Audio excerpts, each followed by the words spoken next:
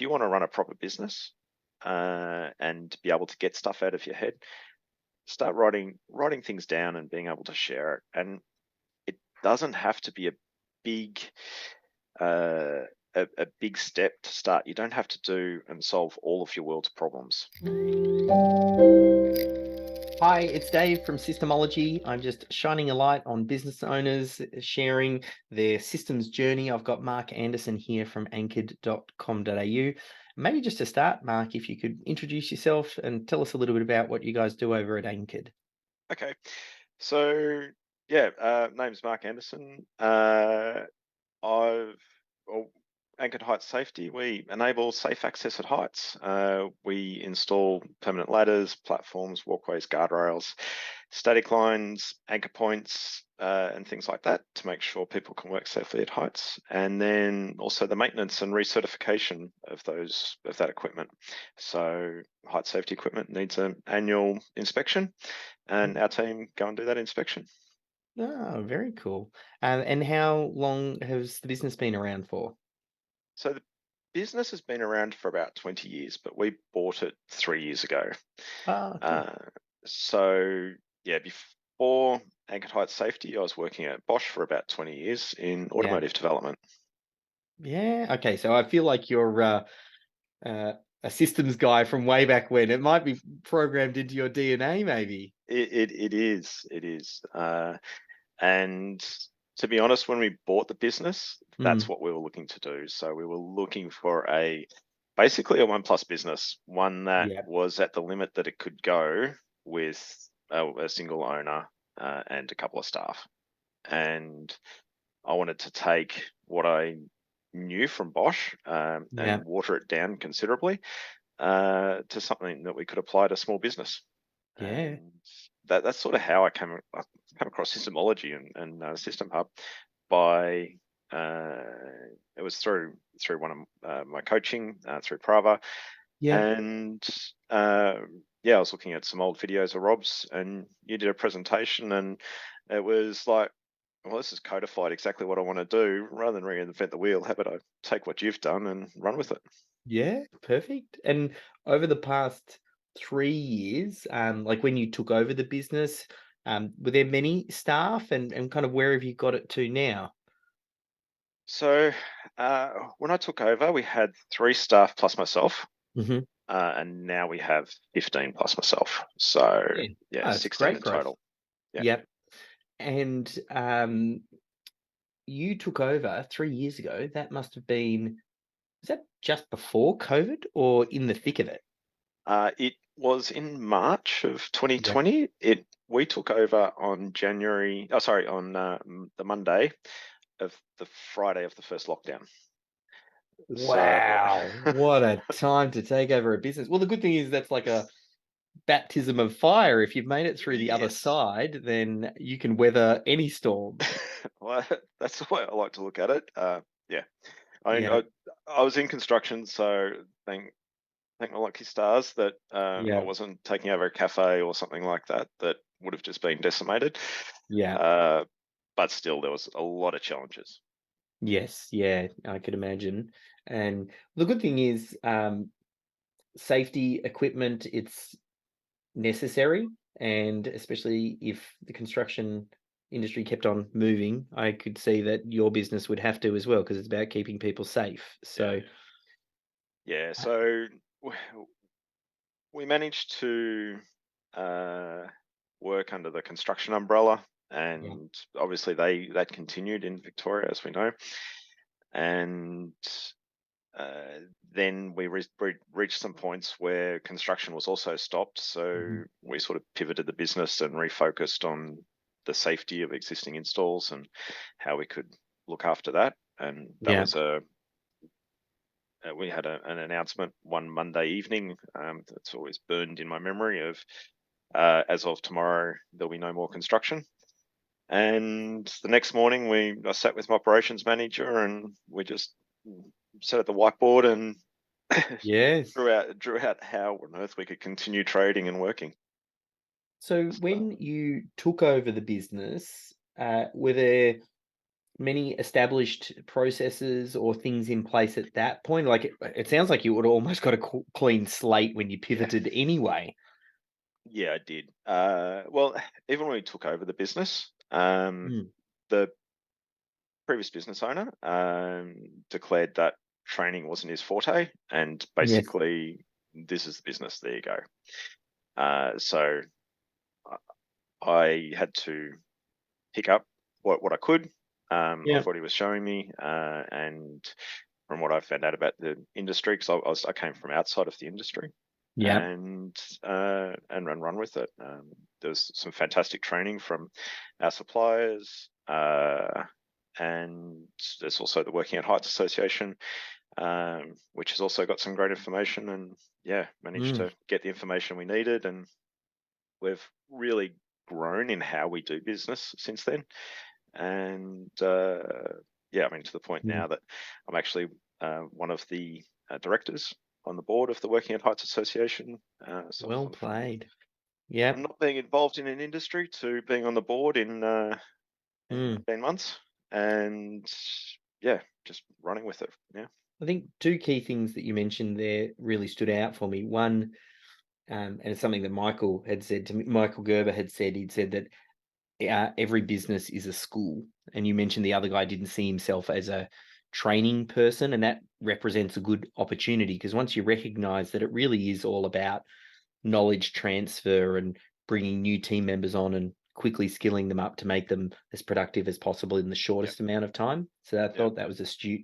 And the other one you mentioned, not being able to work on the tools, which is the classic e-myth situation where it's the technician that has the entrepreneurial seizure, and because they know how to do the thing, it's really easy for them to get sucked back onto the tools. And I think by you coming from an outside perspective, you then would look at the business as a business and think about it working independently of you because you aren't the technician. So I thought, I correct. don't know if you did that consciously or if that was just fortuitous. It was well, it was a result of the type of how we were looking for businesses to buy. Yes. It was pretty much going to be outside my area of expertise. My area of Yeah. expertise is running automotive development teams in advanced driver assistance systems. Yes. Uh, so, so I'm not going to really buy a business that develops advanced driver assistance systems. So it was going to be outside my area of expertise. Oh, I've created, I've developed my expertise in that area, but yeah. working on the tools is not what I bought the business to do. And yeah, I've read a couple of Michael E. Gerber's books, and yeah, certainly smile when he talks about that situation. I'm interested to know how you navigated through um, like the differences between systems and process in big business versus small business, because you've seen it in big business. And sometimes when you drag systems from big business to small business, it really introduces a lot of red tape and slows small business down. Like there's Yeah, a level of efficiency in being light on your feet when you're small. I don't know if yeah, obviously you're kind of following the systemology framework, but I don't know if you've got any comment on the differences. yeah. So I guess coming from a business like Bosch, there is obviously a lot of Mm, red tape, and there needs to be, and then there yeah. needs to be that workflow, and you have um, completely distinct business units that will look after different areas of the business, and you need to have that clear workflow.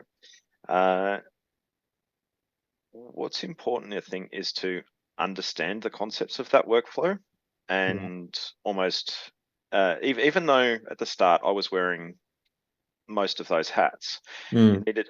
I actually had a series of post-it notes of basically what hat I was wearing at the time that I could mhm, sort of put on my screen. And so if I start or beside my screen, so if I started to diverge from the work that was intending to do, I thought, well, what hat am I wearing at the moment? Am I wearing my I had someone doing the invoicing, but so I wasn't wearing the invoicing hat, but it was mm, am I doing a review? Am I doing scheduling? Am I doing quoting?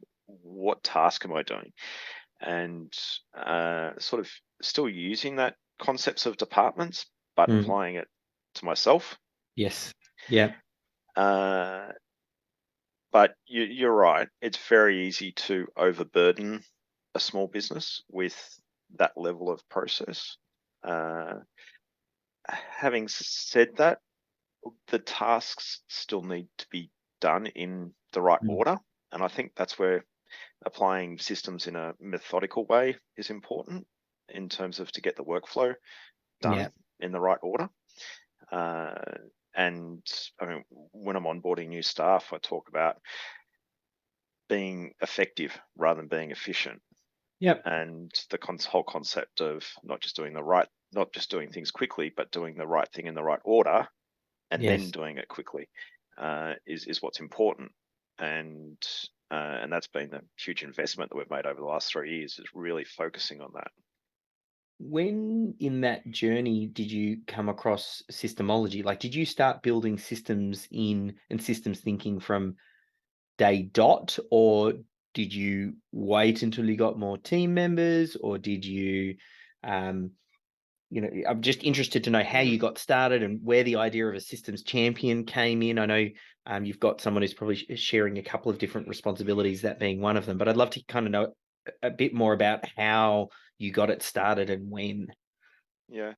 So in terms of uh, formally writing them down and putting them in a central location, and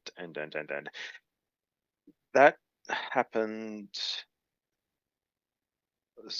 about 6 months or so into buying the Yeah. business. Um, but in terms of understanding that workflow and breaking it down into the tasks, Mm. that really happened at the start. And I needed to understand what the processes were so that I could delegate the work even to the Yeah. installers. I needed to understand what they were doing so that I could estimate time, so that I could, when I'm doing quoting, so that I could schedule Mm. appropriately. And for that, I sort of needed to apply that the systems concept, or the sort of chunking of time, and what was going to be achieved in that task. So in effect, basically from the start, I needed to Yeah. be thinking about how stuff was going to work, but then actually documenting it and having a resource around it was I Yeah. mean, not a long time, like only 6 months or so, but Yeah. still a while Yeah. after. I think the good thing about that as well, there's a reason for the change, and the team would be accepting of it. I mean, a new owner's just come in. Of course, there's going to be change. I know sometimes people struggle with when to introduce it or how to introduce it and what the resistance is. Mm. Whereas I'm imagining you probably didn't receive too much resistance from existing staff, or maybe you did. I don't know if you had any resistance and how you navigated that. Yeah, it's uh, different people react in different ways, obviously. And for people that are on the tools, that have been doing it that way for the last 2 or 3 years, for me to come in as an outsider and tell them how to do something was not Yeah. going to work. I needed to understand how they were doing it and then provide some direction of how I would like it done if I wanted it changed. But as compared to in the office, where I did have a lot more experience, Mm. certainly being as a project manager and understanding that workflow, and then also through coaching I was getting at the time, or getting through Prava, uh, I was able to apply the intent that I had for the systems and the workflow and how stuff was going to be done a lot more easily. And Mm. certainly the person I had at that time, long suffering in terms of Mm. the amount of change and evolution that she I'll say endured, Yes. but it was constant evolution of, okay, we're doing it this way. Okay, good. We've outgrown that way, or we need to change this bit because we're no longer doing something correctly. So she was on a learning path for 12 months or so of just constant change. Yes. Yeah. Um, is there? when you applied systemology, was there any particular things that like stood out for you, or bits where you were just like, I grabbed onto that chunk of thinking and it really helped to roll things out? I think, and it's probably the bit that we're not doing as well still. Yes, And yeah, I'd say it's the systems champion and having yeah, and sort of releasing that role and finding the right person. Uh, Obviously, growing a business through COVID, implementing all of this yeah. change, implementing all of this, we didn't have too much free resources to put additional headcount on to do it. So it was about trying to do things as effective, well, once again, Mm, coming back as effectively as possible. And uh, I guess we didn't systemize everything and didn't process mm, everything, and we still haven't. We're still working through the yeah, important stuff. But um, initially, I did, as much as you say, look, the business owner is not the best person to take that on. But having that process and systems yeah, background, I I couldn't really delegate it in an effective way for someone else to do it. I've also got yeah. the IT background, also understand computers and stuff. So to get someone else to do it was going to take a lot longer than it would have taken me. And by the same token, I'd only been in the business for 6 months or so. And Yes. writing it down and getting some of this down on Yeah. paper was also clarifying to me what I wanted to do and how I wanted the business to run. You touch on a point there that like the more that we've dug into the businesses that have had the best success, the common denominator is the systems champion. And then the ones that have the systems champion, the ones that have the best systems champions tend to be it's people who are effectively like the apprentice. It might be the junior bookkeeper. It's the person who's training to be a lawyer. It's the mechanic, first year, because they Yeah, and it's that learning mindset right at the start where they're hungry to learn. And what a magnificent gift to give someone in that position to work closely with a knowledgeable worker and really codify what's being done. But effectively, like you were in that role yep, almost the yeah, same. You were curious and you're learning and you're motivated because it was your business. I think yeah, that was exactly. perfect for you to do. Yeah, yeah, exactly. And uh, I think even in terms of prioritizing where do we start? And I, I mean, I looked at, and the first ones that I did was around, initially around what are the training that I need the installers to have done and to be competent at, and then how do I Mhm. track that? So, I mean, the other thing with my industry is it's not a trade as such. Like Mhm. we don't have you don't come out of a trade course Yes. with a Yeah. height safety installation certificate or diploma or Cert 3 or whatever. We're working on that, I was but going to say not yet. That's why you're on the board. Yes, I like it. exactly. Yeah. It's I think it's something that will be very important, considering we have people abseiling off our anchor points, and Yes. it's fairly important that they're in right. Uh, so for me, that was a high risk part of the business that I wanted to make sure that we could quantify or measure the time, the training, and make sure it got recorded and tracked, and also provide the shortcut for the installers if they're seeing something they haven't seen before. Uh, is there an installation guide that is maybe it's an old one which is still on paper that I can put in there that they can get access to? And we've done that sort of thing. And then I guess the other ones was what are the high frequency things that and that have a high impact. So Mm. during COVID, communication was very important. Now, when people start working remotely, we end up with emails, messenger, messages, FaceTime, WhatsApp, whatever. Yeah. So, uh, and I was getting messages across all these different platforms and having to monitor every platform under the sun, just in case someone was trying to communicate with me. So I codified that and said, right, these are the 3 platforms we use, or 4 platforms that we use, and this is the order of importance. And if it's really urgent, give me a call. And that now is part of our onboarding process in terms of this is how we communicate. Yes. So it sounds like it's good. You've got systems touching all aspects of the business. Like anything, it's always a work in progress, and you'll continue to identify new systems and processes, but it's touching all aspects. And now you've doubled down on the idea of the onboarding, which I think is Yeah, so overlooked and missed for most business. But really, that's where the rubber hits the road, because that's when you indoctrinate or train those team members that this is how we yeah, do things here, and you set yeah.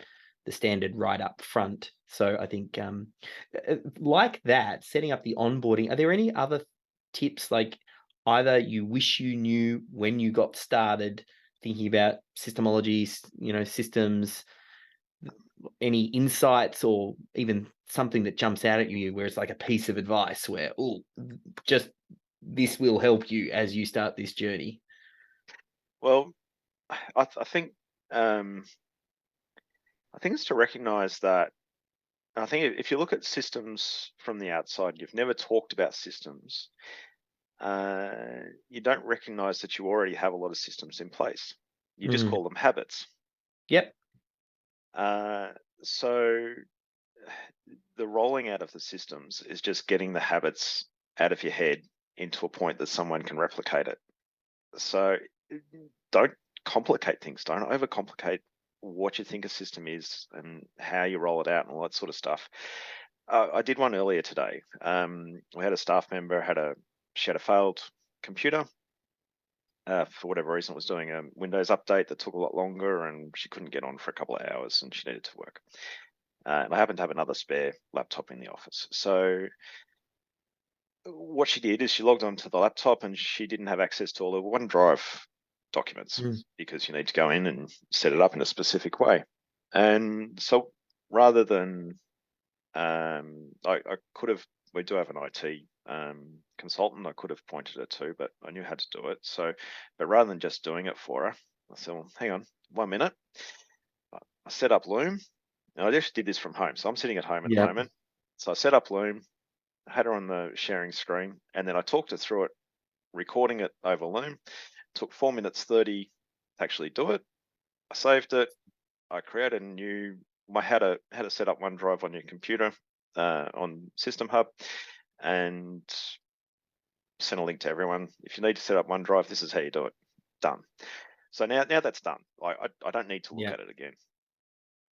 Yeah. I think that right there is the thinking, that once you get that thinking and you record it as you're doing it in the moment, like that ends up becoming the superpower, because you don't overthink creating systems, you just do it in the moment.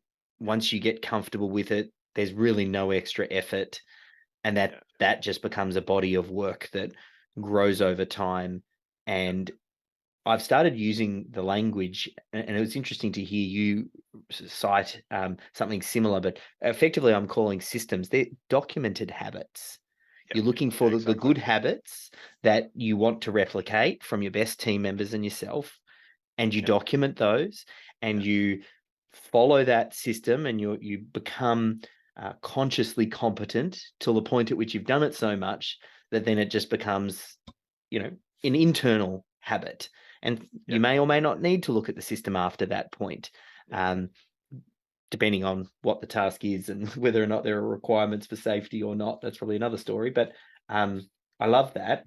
Um, like in the tail end, I've got two questions. One, now that you've seen a business built on systems like this, um, could you imagine building a business any other way? Like I sometimes feel like once you see it, you can't unsee it.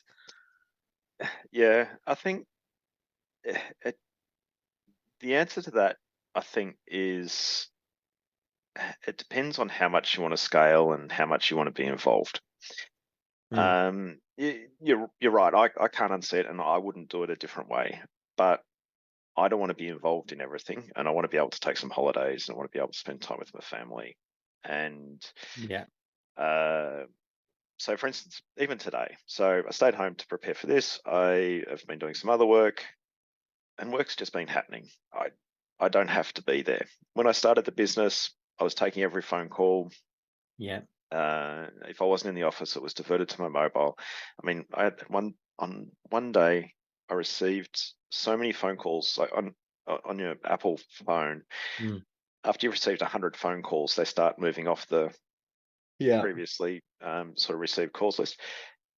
That was less than one day Yeah. in terms of received and made phone calls. And I was trying to quote, and I was doing a site visit at the same time. It's impossible to be present with any of those Mhm. 100 phone calls and the site visit and doing the quote. That's just not possible. So yeah, you're right. Once you see it, you can't unsee it. And I don't want to build a business where I'm such a linchpin that Mm. that I can't do other things. So yeah, I couldn't do it a different way. Yes. Yeah.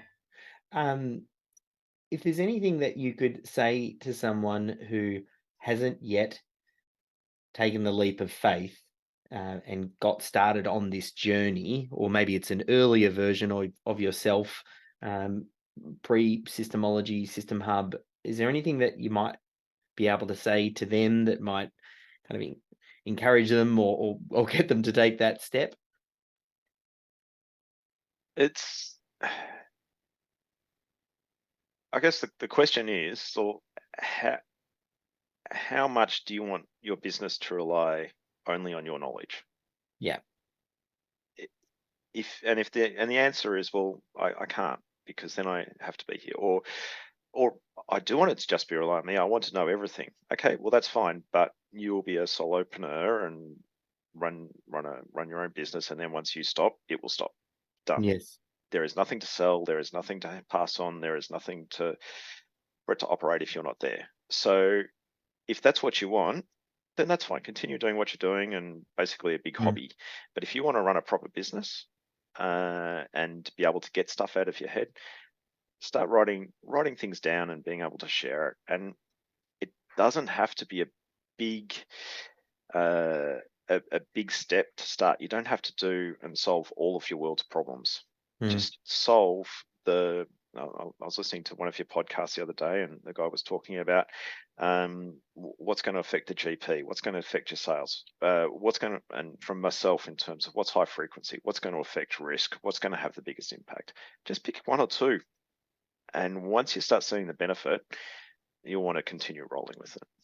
Yeah. Yeah. Well, a huge shout out to you and the team over at Anchored. I feel like you're a shining example of deploying early and seeing fantastic growth. And, that's only a few short years. I can only imagine as this starts to compound, as systems do, they have a Yeah, compounding effect. Uh, we need to have a part two in another 5 years and see where you're at. absolutely, absolutely. So, thank you so much for your time. If anyone is looking for your services or needs some safety equipment for uh, high access points, check out anchored.com.au. And thank you, Mark, for all of your insights today. No worries. Thank you very much for your time, Dave.